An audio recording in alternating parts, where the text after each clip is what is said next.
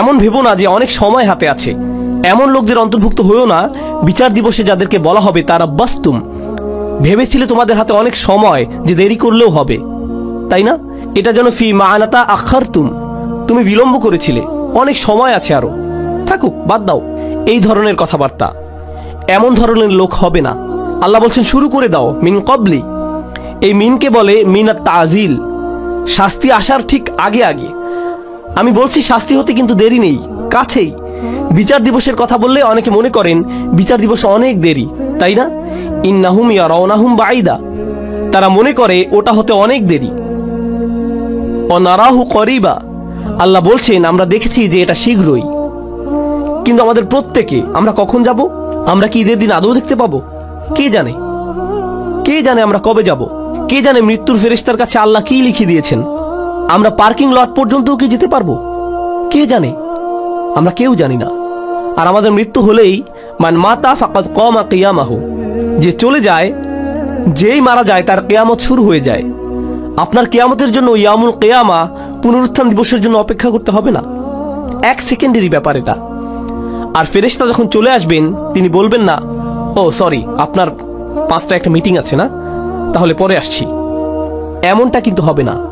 যখন যাবার সময় চলে আসবে যেতেই হবে, কোনো দেরি হবে না। তাই আল্লাহ বলছেন আর দেরি করো না, নিজের অন্তরকে আমার দিকে ফিরিয়ে আনতে আর সমর্পণ করতে বিলম্ব করো না। ওয়া আনিবু ইলা রাব্বিকুম ওয়া আসলিমু লাহু। তাছাড়া আমাদের দিনের সৌন্দর্যটা দেখুন। কেউ যদি খুতবাতে বসে বসে সিদ্ধান্ত নেয় যে সে আল্লাহর দিকে ফিরে আসবে, সে এখনো কিন্তু কিছুই করেনি। সে কিন্তু এখনো তার জীবনধারা সম্পর্কিত কিছুই বদলায়নি। সে এখনো তার আয়ের উৎস নিয়েও কিছু করেনি, কিংবা তার আচরণেও পরিবর্তন আসেনি। সে শুধু অন্তরে নিয়ত করেছে যে সে ভিন্ন মানুষ হয়ে যাবে। আর সে বের হয়ে যাবার সময়, কিংবা সে তার পরিবারের সাথে দেখা করার আগেই আল্লাহ হয়তো তার জীবন নেবার সিদ্ধান্ত নিলেন, সে ক্ষমা পেয়ে যাবে। সে তো পরিষ্কার, সে আল্লাহর দিকে ফিরে এসেছিল, এটাই যথেষ্ট। সুবহানাল্লাহ।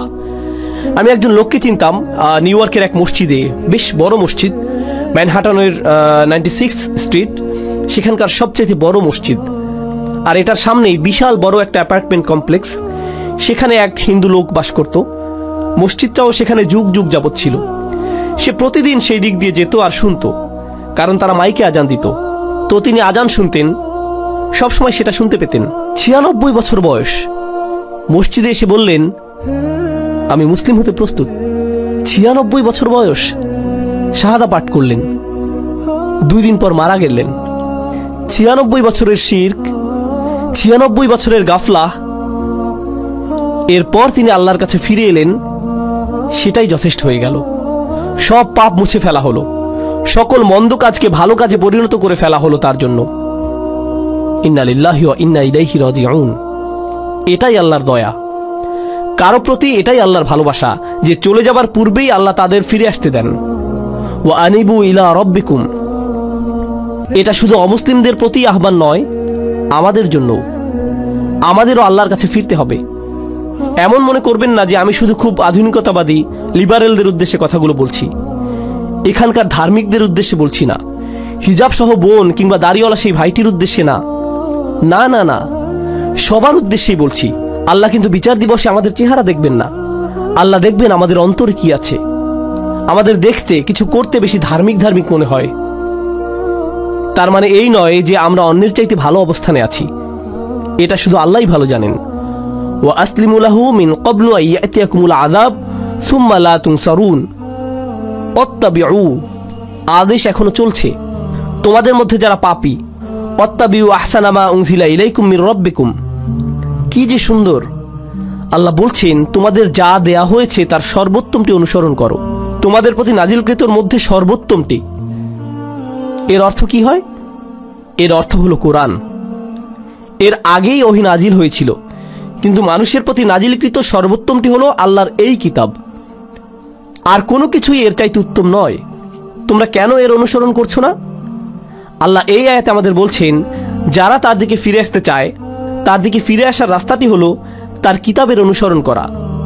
আর না বুঝে কোনো মানচিত্র তো আপনি অনুসরণ করতে পারবেন না। আপনি দিক না চিনলে মানচিত্র কিভাবে অনুসরণ করবেন? আপনার আমার এই কিতাবের সাথে সরাসরি সম্পর্ক করা দরকার। যদি আপনি এই কিতাবটিকে উপেক্ষা করে চলছেন, তবে এই আয়াত আপনার জন্য। আপনি আমি যদি ক্ষমা চাই তবে এই কোরআনের সাথে সরাসরি সম্পর্ক করতে হবে। এটা পড়ুন, কি বলতে চাচ্ছে সেটা বোঝার চেষ্টা করুন, আন্তরিকতার সাথে আল্লাহর কাছে দোয়া করুন, হে আল্লাহ এই কিতাব বুঝতে আমাদেরকে সাহায্য করুন। আমি অনুবাদ পড়ছি, কিছুই বুঝছি না, আমাকে এর ব্যাখ্যা বুঝতে সাহায্য করুন। আপনি কি বলতে চাচ্ছেন আমাকে বলুন। ইয়া আল্লাহ, আরবি শিখা আমার জন্য সহজ করে দিন, যেন আমি আপনার কিতাবের সাথে সম্পর্ক করতে পারি। আল্লাহ আপনার জন্য সহজ করে দিবেন। তিনি করবেন না এমন হবে না। সমস্ত মানব জাতির প্রতি এটা খোলা দাওয়াত। তিনি বলেছেন তিনি সহজ করে দিবেন। আমি তো এটা আপনার জন্য সহজ করে দিতে পারবো না, আল্লাহ পারবেন। ওয়ালাকাদ ইয়াসসারনাল কুরআনা লিযিকরি, তিনি বলছেন আমরা তো কোরআন সহজ করে দিয়েছি। তিনি বলেননি লিল আরব, তিনি শুধু আরবদের জন্য সহজ করে দেননি, বরং পুরো মানব জাতির জন্য সহজ করেছেন। এটাই তার ওয়াদা। তাই তাকে কিছু আন্তরিকতা দেখান, নিজের পক্ষ থেকে কিছু প্রেরণা দেখান যে আপনি প্রস্তুত, যে আমিও ফিরে যেতে চাই। আপনি দেখতে পাবেন দরজা তার থেকেই খুলে আসছে। ওয়াত্তাবিউ আহসানা মা উনজিলা ইলাইক মির রাব্বিকুম, যা পাঠানো হয়েছে তার সর্বোত্তম অনুসরণ করো। অর্থাৎ এই কিতাবের চাইতে উত্তম বার্তা, উত্তম উপদেশ তো কখনোই তোমরা পেতে পারতে না। কোনো মুসলিমের এই কিতাবের সাথে সরাসরি সম্পর্ক থাকা মানে উপদেশ পাবার জন্য সবসময় কেউ না কেউ থাকা, তার অন্তরকে শান্ত করার জন্য কেউ না কেউ সবসময় আছে। আপনি কোরআনের যে কোনো পৃষ্ঠা খুলে পড়া শুরু করুন, শান্তি আর সুখ পাবেন। আপনি খুশুখুশুর সাথে সালাত আদায় করুন আর আল্লাহর কথাগুলো তিলাওয়াত করুন, এমন সমাধান পেয়ে যাবেন যেটা কল্পনাও করেননি। আল্লাহর কথার মাধ্যমেই সেটা চলে আসবে আপনার কাছে। কোরআন অসীম, সর্বক্ষণ প্রাসঙ্গিক। এটা এমন একটা কিতাব যেটা সর্বকালে উপযুক্ত, আক্ষরিকভাবেই। কলেজে থাকতে আমি এক বন্ধুর সাথে এই এক্সপেরিমেন্ট করেছিলাম। তাকে বললাম, বন্ধু সবাই তো বলে কোরআন হেদায়েত, চলো একটা এক্সপেরিমেন্ট করি। প্রত্যেকবার আমাদের কোনো সমস্যা হলেই চলো কোরআনের কোনো একটা পৃষ্ঠা খুলে পড়া শুরু করি, দেখি কোনো সমাধান পাই কিনা। আমরা এমন 2-3 মাস যাবত করলাম, আর সুবহানাল্লাহ আমরা প্রতিদিন মেলাতাম। আমি এটা পেয়েছি, এই সমস্যা হয়েছিল, আর এই আয়াত পেয়েছি, আর আমি এটা খুঁজছিলামও না, শুধু কোরআন পড়ছিলাম আর সেটা চলে এলো। এটাই আমার জন্য আল্লাহর সমাধান। দেখলেন, আমার জন্য আল্লাহর উপদেশ এটা। সুবহানাল্লাহ, কি অসাধারণ ব্যাপার। এমনই তো হবার কথা ছিল। আমাদেরকে দেয়ার এর চাইতে উত্তম আর সুন্দর জিনিস আর কি হতে পারে, তাই না? এরপর আল্লাহ বলছেন, ওয়াত্তাবিউ আহসানা মা উনজিলা ইলাইক মির রাব্বিকুম মিন ক্বাবলি আন ইয়াতিয়াকুমুল আযাবু বাগতাতান ওয়া আনতুম লা তাশউরুন। শাস্তি তোমার উপর আসার আগেই, হঠাৎ করে, তুমি কিছু বোঝার আগেই। অন্য কথায়, যারা আল্লাহর কথাগুলো জানে এরপরেও আল্লাহর দিকে ফিরে আসার চিন্তা করে না, তাদের শাস্তি তো আসবেই। কারণ আল্লাহ তো তাদের রাস্তা দেখিয়েছেন। দেখো, আমি তোমাদেরকে ক্ষমা করতে চাই, এই যে নাও কিতাব, নাও এটা। আপনি যদি না নেন তবে আল্লাহকে এরপর দোষ দিতে পারবেন না। তাই পরের আয়াতগুলো হলো যাদের ক্ষমা নিয়ে ভুল ধারণা আছে তাদের সম্পর্কে।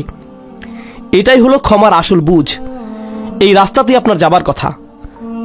আল্লাহ ক্ষমা করতে প্রস্তুত আছেন যদি আপনি পিছনে ফিরে আপনার বাড়াবাড়ির জীবন, গুনাহের জীবন ছেড়ে চলে আসতে চান তার কাছে। আর যদি ওহির মধ্যে সর্বোত্তম ওহির অনুসরণ করতে চান, যদি তা করতে চান, তাহলে ক্ষমার দরজা খোলা আছে। তবে আপনি আশায় পরিপূর্ণ থাকবার কথা। আল্লাহ আমাদের সবাইকে ক্ষমার যোগ্য বানিয়ে দিন। এরপর অন্যদিকে যখন হঠাৎ করে শাস্তি চলে আসে, আচ্ছা দেখুন, এগুলো সবকিছুই কিন্তু বহুবচনে ছিল। আয়াতটি ছিল বহুবচনে। এর মানে কি জানেন? যে পুরো সমাজকে বলা হচ্ছে যেন ঠিক হয়ে যায়, যে আমাদের একে অন্যকে আল্লাহর নিকটবর্তী হবার ব্যাপারে উৎসাহ দেবার কথা, আমাদের একে অপরকে পেছনে ফেলে আসার কথা না।